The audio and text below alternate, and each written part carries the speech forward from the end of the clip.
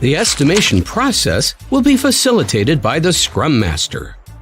The product owner reads the user story, together with the conditions of satisfaction, to the team, and begins a conversation to put the user story into context. The product owner will answer questions, clarify expectations, and provide explanations about what exactly this story entails. The Scrum Master can add these details as discussions proceed and jot down things to be remembered when implementing this story. These can be bullet points on the story card. Design. What will we have to learn before we can start work on this story? Coding. How much code will need to be written for this story? Have we written similar code before? Testing. Will any special mockup, that is, mock data, objects, etc., be required to unit test this story? Integration points. Does this user story have external dependencies?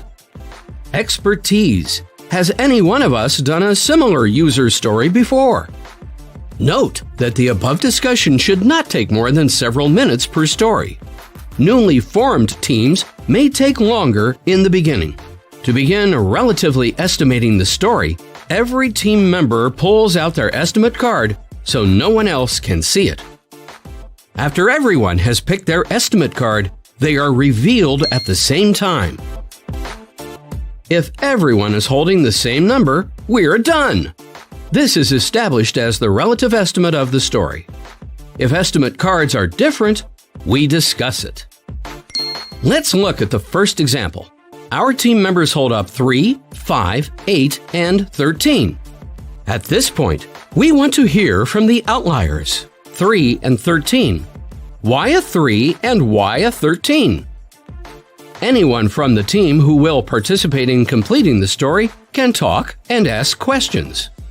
The team member holding the 13 could say, I am a developer and this is going to be really hard to code. I need to set up a database, set up the environment, and so on.